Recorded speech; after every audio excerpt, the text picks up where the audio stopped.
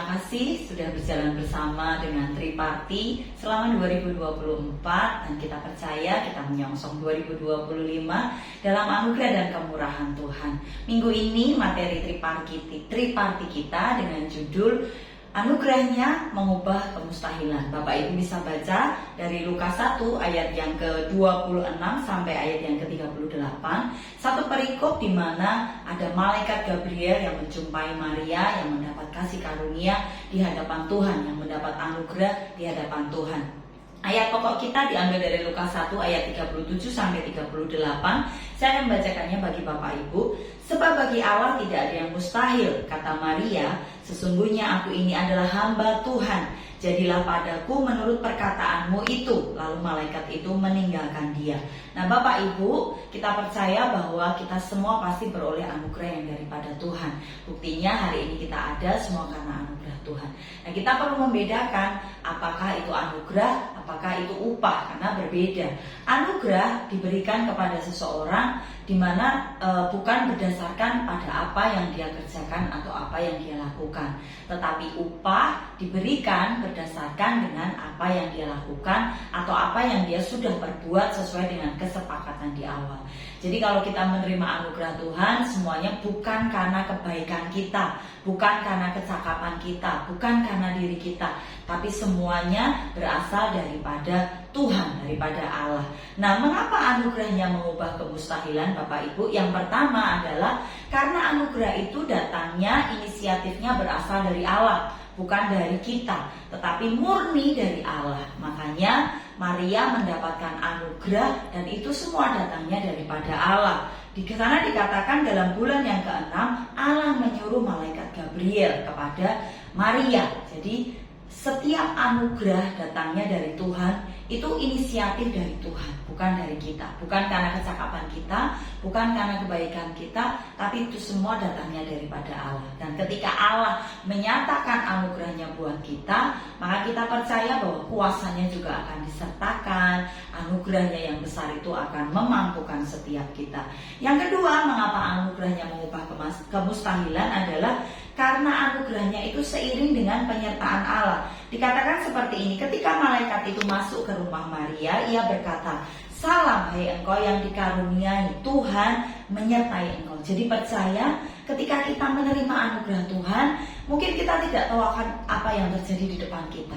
1 hari ke depan, seminggu ke depan, sebulan ke depan, setahun ke depan, atau hari-hari yang mendatang kita tidak tahu. Tapi kita percaya ketika anugerahnya dinyatakan bagi kita, maka penyertaan Tuhan yang sempurna itu juga akan menyertai kita, juga bersama-sama dengan kita. Dan itu yang membuat kemustahilan itu menjadi nyata atau menjadi tidak mustahil lagi dalam kehidupan kita.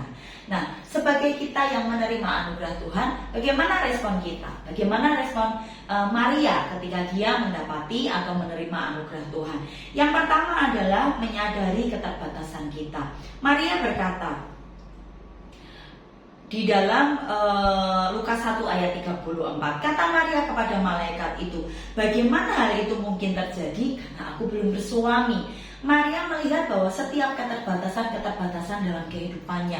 Ada hal-hal di mana kita mengalami keterbatasan, mungkin dalam hal fisik, mungkin dalam hal hubungan kita dengan orang lain, dalam relasi kita, atau dalam hal yang lain. Kita tidak bisa mengubah, kita tidak bisa menyangkal, kita tidak bisa menolak bahwa kita manusia punya keterbatasan dalam berbagai hal.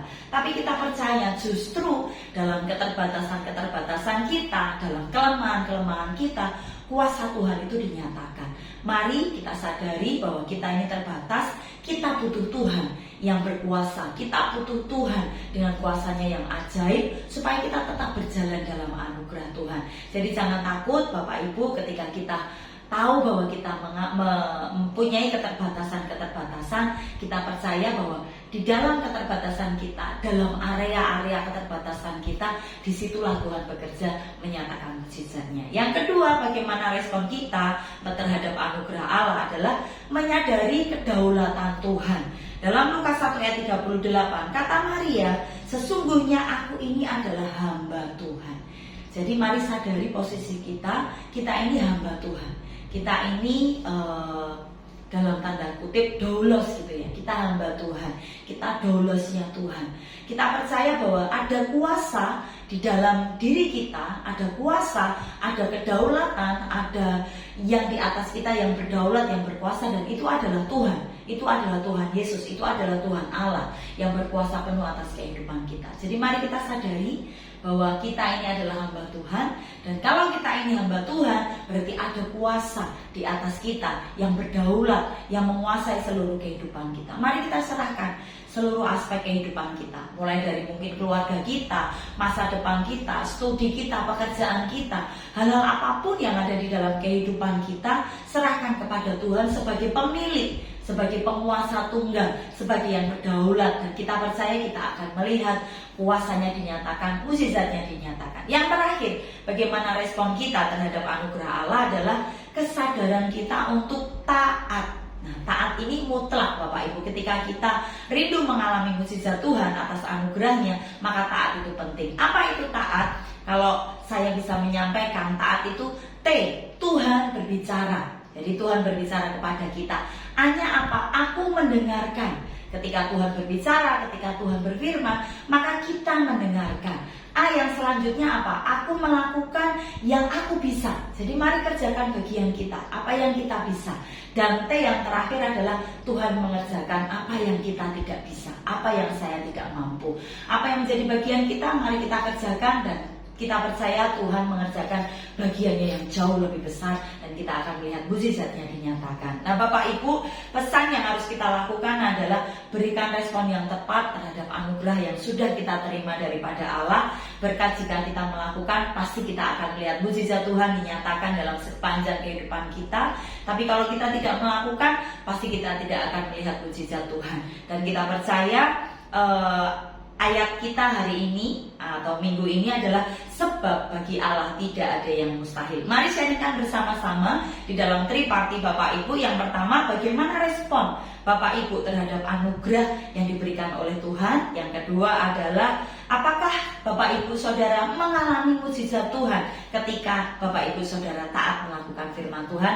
Mari sharingkan bersama-sama, dan kita percaya setiap kita akan diberkati dan dikuatkan dalam triparti kita. Kemudian kita akan proyek ketaatan kita dalam 1 minggu ke depan adalah lakukan firman Tuhan setiap hari. Dan pokok-pokok doa yang harus kita naikkan adalah kita akan berdoa bagi gereja Tuhan, Ebenezer, dan juga Siang Sisi. Kita juga akan berdoa untuk Bapak Ibu Gembala. Kita akan berdoa untuk agenda gereja, ya 4 gereja, baik itu Ebenezer Semarang, Ebenezer Ungaran, Salatiga, dan juga untuk Sion, dan juga kegerakan Komsel atau triparti di masing-masing area.